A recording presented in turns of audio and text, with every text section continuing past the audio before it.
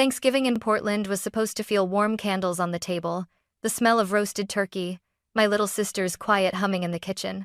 Instead, my father set down his fork, looked me straight in the eye, and said, "Hannah, you need to leave."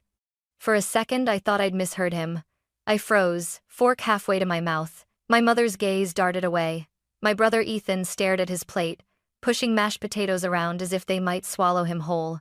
"This is our thanks for your little support," my dad added, shaking his head. Little support? I'd been living here for months, paying for groceries, covering the internet bill, even putting gas in their car when they were short. But in that moment, I knew this wasn't about groceries or bills. This was about something else, something we'd argued over just days ago. And it was about to get ugly. I stared at Em. "You're not pulling your weight," he said, his voice calm, almost bored. I let out a cess. I wanted to list every bag of groceries I'd bought, every bill I'd covered, every time I'd swiped my card when they were short at the gas station. But what was the point? My mother finally spoke, her voice quiet, almost rehearsed. "Hannah, family supports each O." It stung because that was exactly what I had been doing. Supporting them, carrying them, Eve. I set my fork down and leaned back. "And what exactly have?" My father's eyes narrowed, the conversation ending in his mind. The words landed like a slap. And then it hit me this wasn't about rent, or chores, or the gross. They had asked me to pay for a vacation, not just a weekend getaway, but a full-blown luxury resort in Maui, flights, hotel, the works. At first, I'd laughed, thinking they were kidding. When I realized, my dad's face had gone dark.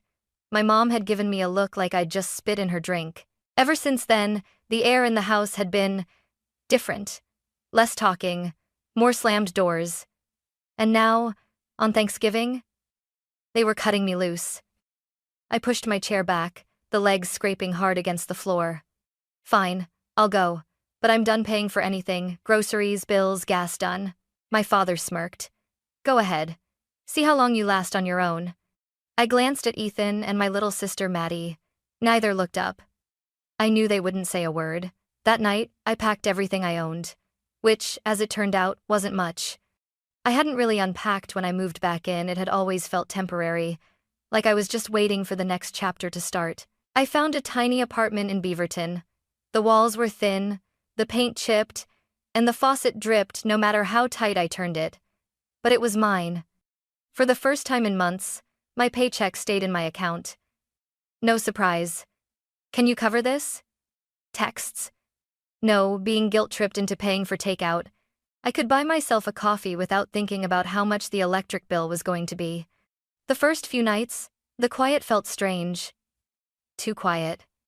I kept expecting my phone to buzz, my mom checking in, my sister asking if I wanted to hang out. But the screen stayed dark. It hurt, more than I wanted to admit. They had cut me out completely, like I'd never been there. And maybe I should have been angry. Maybe I should have been relieved. But mostly, I felt empty. Still, I told myself this was for the best. I didn't need the constant tension, the passive-aggressive comments, the unspoken expectation that I'd fix every financial hiccup they had. This was a fresh start, my own place, my own life. Or, so I thought. Because exactly 1 month later, my phone rang and the name flashing on the screen was the last one I expected to see. The screen lit up with one word, Mom. I just sat there, staring at it, my fork hovering over a container of leftover Thai takeout. My first thought was, why now? They hadn't called. Not once. No, how's your new place? No. Are you doing okay? Nothing.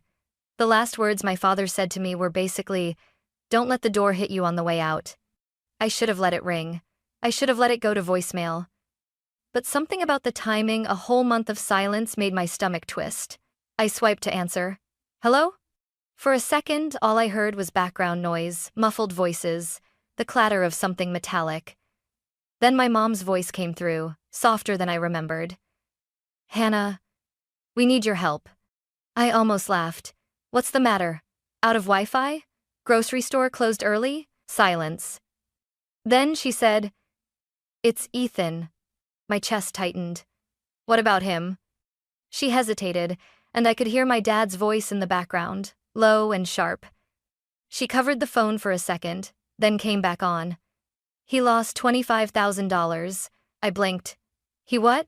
He gambled, she said quickly, as if saying it faster would make it less insane. I pressed a hand to my forehead. How does a 20-year-old even get $25,000 to gamble? Another pause. He borrowed it. The room seemed to shrink around me.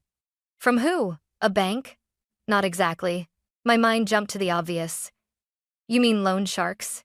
She didn't answer, which told me everything I needed to know. And when does he have to pay this back? I asked. End of the week. I exhaled hard. And let me guess you have nothing. We're already maxed out on the credit cards, she said, her voice cracking. We don't even have enough for next month's rent. I leaned back in my chair, staring at the ceiling. It would have been so easy to say no. Not my problem. Figure it out yourselves. After all, these were the same people who kicked me out like trash on the curb. But Ethan, he was my brother. And as much as he could be an immature pain in the ass, if he owed $25,000 to the wrong people, this wasn't just a learn your lesson situation. This could get dangerous fast. I can cover some of it, I said finally. I heard her let out a breath, like she'd been holding it the entire call. Thank you. Hannah, don't, I cut in. I'm not doing this for you or Dad. I'm doing this so Ethan doesn't end up in a hospital or worse, and he's going to pay me back. Every cent. Of course, she said quickly, almost too quickly. I didn't believe her.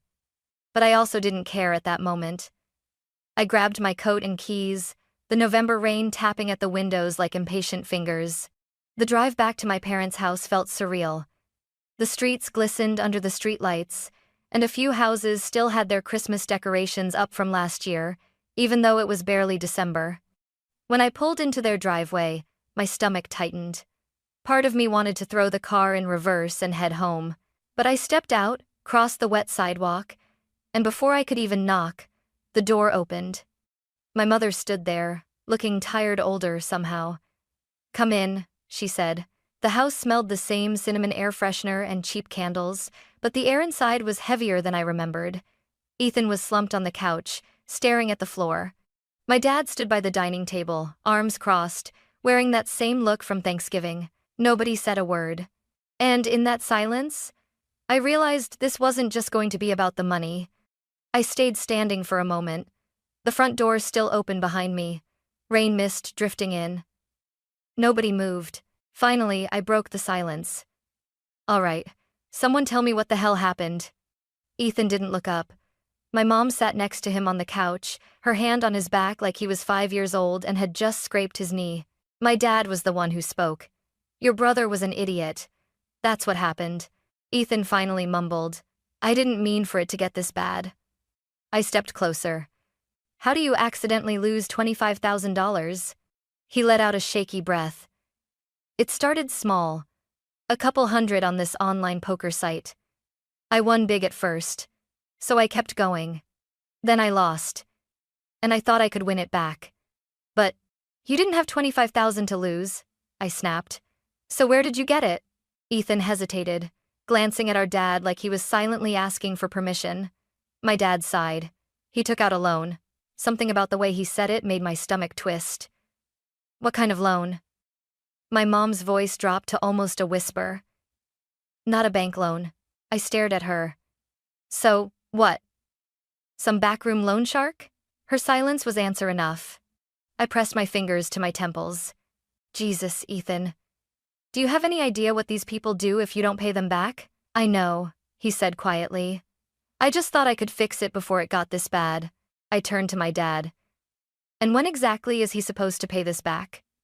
End of the week, he muttered. I let out a humorless laugh. So you have 5 days to come up with 25 grand. And you're already maxed out on credit cards. Perfect. My mom's eyes were pleading. Hannah, please. You're the only one who can help. I walked over to the window, looking out at the rain streaking the glass. In my head, I was running numbers, my savings account, my emergency fund, the little cushion I'd built since moving out. I could cover half, maybe 12,000. And then? Would they just come back for the rest later? Would this become my problem forever? I turned back toward them. I can give you 12,000. That's it. The rest? You'll have to figure out. Ethan looked up for the first time, his face pale, eyes wide. Thank you. Don't thank me, I said flatly. You're going to pay me back, every cent. And if you don't? I let the threat hang in the air. I will, he said quickly. I didn't believe him for a second, but I didn't say that out loud. I was too tired to fight. My mom exhaled in relief. My dad said nothing, and the tension in the room shifted, not gone, but simmering beneath the surface. I pulled out my phone. I'll transfer the money tonight, but after that I'm gone. And as I stepped back out into the Portland rain, I couldn't shake the feeling that this wasn't the end of it, not by a long shot. That night I sat at my kitchen table, laptop open, staring at my online banking screen. $12,000. It wasn't everything I had, but it was close enough to make my stomach knot. My fingers hovered over the keyboard for a long time before I finally hit send. The confirmation email popped up. The money was gone. I told myself it was the right thing to do. Not for my parents, they'd never appreciate it, but for Ethan. Because as stupid as his choices had been, I didn't want to see him get hurt. An hour later, my mom texted, "Got it. Thank you." No emojis, no warmth. Just those 4 words. The next morning, I woke up feeling lighter, not happy, exactly, but relieved that the crisis was handled. Days passed, then weeks, and for the first time in months, my phone stayed silent. No frantic calls, no guilt trips. I went to work, came home, made dinner in my little kitchen.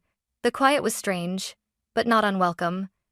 I'd almost started to believe that maybe, just maybe, helping them had closed some invisible chapter between us. That the worst was behind me. 4 weeks after the transfer, I decided it was time to check in. Not with my parents. God, no, but with Ethan. I wanted to see if he was making any effort to pay me back. I dialed his number. It rang 4 times before he picked up. "Hey," he said, his tone casual, like I'd called to chat about the weather. "Where's my money?" I asked. No small talk. There was a pause. "I don't have it yet."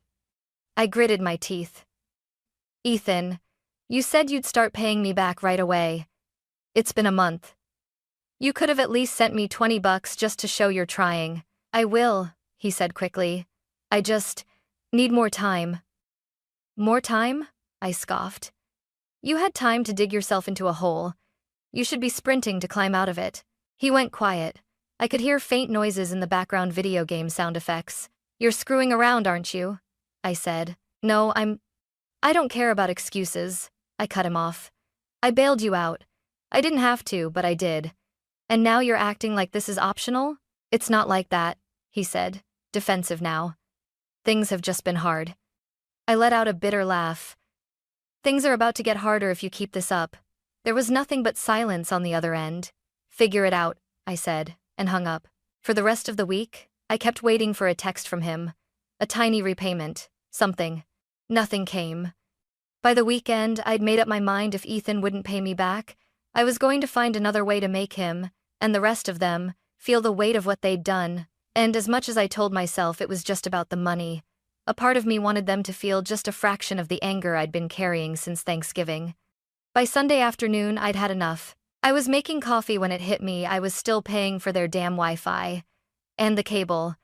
And probably their streaming services too. All because when I moved back in, I'd put the bills in my name.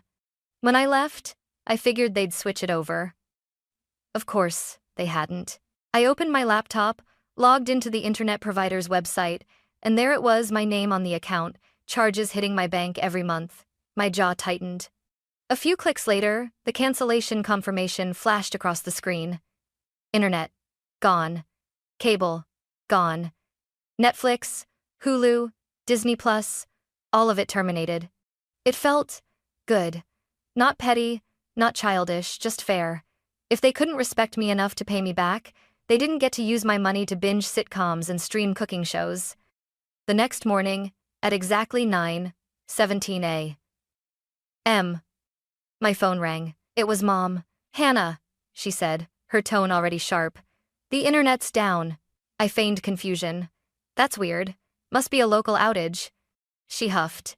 Can you look into it? Maddie has schoolwork, and we can't even watch TV. I smiled to myself. Oh, I already know what happened. A pause.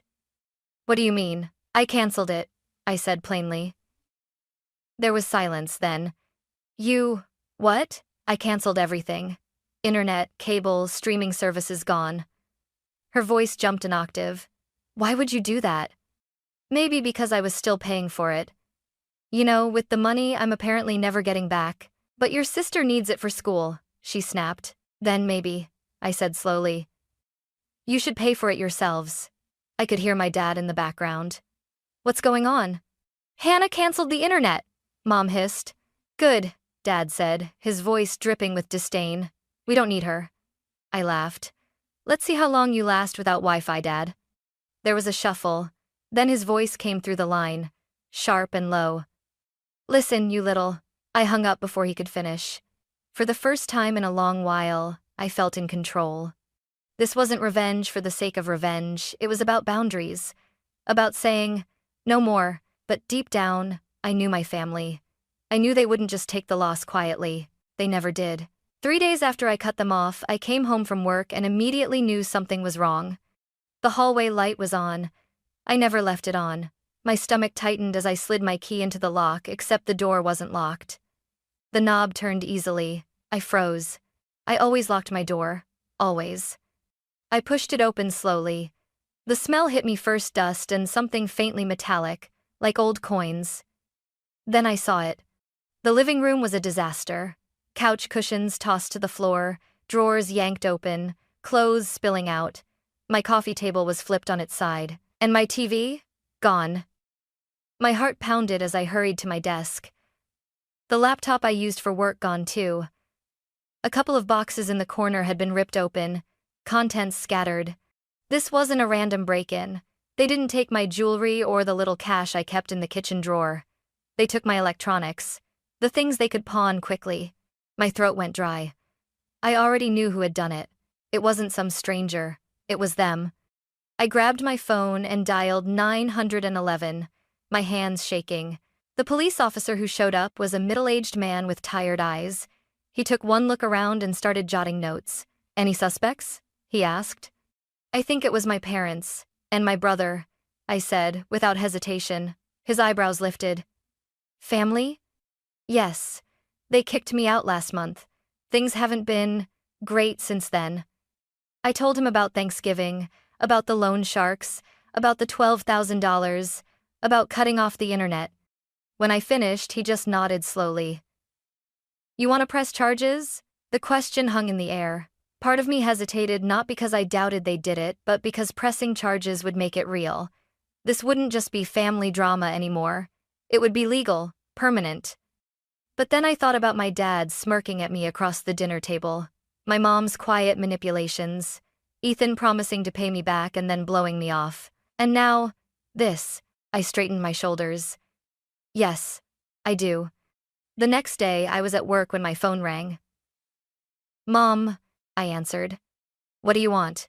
What did you do? She demanded, her voice practically shaking with rage. You broke into my apartment and stole my stuff, I said evenly. What did you think was going to happen? It wasn't a big deal. I cut her off. You just what? Taught me a lesson? Took what you thought you were owed? There was a pause, then her voice softened in that way she thought could still guilt me. You didn't have to call the cops, Hannah. I laughed, cold and humorless. Oh, so when I help you, I'm family. But when you rob me, I'm supposed to let it slide? It wasn't robbery. The cops disagree, I snapped. Her voice trembled. We can fix this. Just drop the charges. No, Hannah, I said no. There was a sharp inhale, like she'd been slapped. This is serious. Your brother. I gave him $12,000, I said, my voice rising for the first time. And he still hasn't paid me back. Now he's breaking into my house? I'm done. You're really going to do this to your own family? She whispered. I took a deep breath. No, Mom, you did this to yourself. And I hung up. 2 days later, the police called. They'd found my TV and laptop at a pawn shop in downtown Portland. The seller's name on the receipt? Ethan Miller. It was all they needed. Ethan was arrested for burglary. My parents were charged as accomplices. I didn't go to the hearing. I didn't need to. The evidence was airtight pawn shop records, security footage. Ethan pleaded guilty, probably hoping for leniency. My parents tried to claim they didn't know what he was doing. No one believed them. They all got probation, no jail time. But now they had criminal records. For once, the consequences were theirs to carry, not mine. It was a Tuesday evening when my phone buzzed with a number I didn't recognize. I almost let it go to voicemail after the week I'd had. I wasn't in the mood for spam calls. But something made me swipe to answer. "Hannah?" a deep, raspy voice asked. "Yeah, who's this?" "It's your grandfather." I sat up straighter. My grandparents lived down in Salem. We spoke maybe twice a year, usually around holidays. "Is it true," he said slowly, "that your parents and Ethan stole from you?" I hesitated, glancing out my apartment window at the rain streaking down the glass. "Yes," I said finally. "It's true." There was a long pause. When he spoke again, his voice was colder. "They will regret it." I didn't ask what he meant. I didn't need to. I never found out exactly how it happened. Maybe my grandparents confronted them directly. Maybe they just cut them off without warning, but the fallout was immediate. No more covering the rent when Dad's hours got cut. No more grocery money slipped into Mom's purse. No more bailing Ethan out of trouble. For the first time in decades, my parents were on their own. And then came the final blow. A week after that call, I came home to find an envelope taped to my apartment door. Inside was a cashier's check, $12,000, the exact amount I'd given Ethan. There was a note, written in my grandmother's careful handwriting. "We don't want you to carry that burden. You acted with more integrity than anyone else in this family. This is not for your parents. This is for you." I read it 3 times, the words sinking in like sunlight after a storm. When I called to thank them, my grandmother was the one who answered. "You've done more for them than they ever deserved," she said. "We're proud of you, Hannah." I swallowed hard. It doesn't feel like something to be proud of. It just feels sad. "That's because you still care," she said gently. "And that's not a weakness. But you can care and still protect yourself." Her words stayed with me long after the call ended. A few days later, Ethan texted me, "Sorry about everything." That was it. No explanation, no offer to make things right. Just 6 hollow words that probably took him 10 seconds to type. I didn't reply. I didn't need to. Because for the first time in years, I felt like I wasn't tied to their chaos anymore. The money in my account wasn't just repayment, it was proof that someone in the family saw what had really happened. Proof that I wasn't crazy, or overreacting, or too sensitive. And maybe, just maybe, it was the start of finally living without waiting for the next disaster to hit my doorstep. I didn't hear from my parents again after that. Not a call, not a text, not even one of those passive-aggressive Facebook posts my mom liked to write when she wanted to make herself the victim. And honestly, the silence was a gift. For so long, I'd been tangled in their mess, fixing problems I didn't create, emptying my savings to plug the holes they kept poking in their own lives. I thought that was what family was supposed to do, but helping them never meant we were closer. It just meant they took more. I started noticing little things in my daily life. My paycheck stretching farther, grocery shopping without calculating how much extra I'd need to help out somewhere else. Even the air in my apartment felt different, lighter, freer, like the walls had stopped closing in. It was strange, though. There were moments when I'd reach for my phone, almost out of habit, ready to check if they needed anything. Then I'd remember, they weren't my responsibility anymore. That thought didn't make me cold or heartless, it made me whole. One Friday night, I walked through downtown Beaverton, the streets buzzing with the glow of storefronts and the smell of late-night food trucks. I stopped at a coffee cart, ordered something I used to call too expensive, and sat on a bench watching the rain gloss the pavement. I thought about the Hannah who moved back in with her parents months ago. The one who felt like she had to prove her worth by paying for everything. The one who thought family helps family meant sacrificing herself over and over again. That Hannah was gone. Not because I'd stopped caring, but because I'd learned the difference between helping and enabling. If they ever got into trouble again, and I knew they would, it wouldn't be my problem. I wouldn't be the safety net, the emergency fund, the silent rescuer they could count on to bail them out without question. They'd have to live with the choices they made, just like I'd learned to live with mine. And maybe, somewhere down the line, they'd understand what they lost. Not just the money, not just the services, but me. But I wasn't going to wait around for that realization. A week later, I deposited my grandparents' check. It didn't erase what happened, but it closed the loop. That money was no longer hanging over me like some unspoken debt, and neither were they. When I saw my balance afterward, I smiled not because of the number, but because every dollar in that account was mine. No strings, no guilt, no one waiting in the shadows with their hand out. I don't know what's next for them. I don't plan to find out, but I do know what's next for me.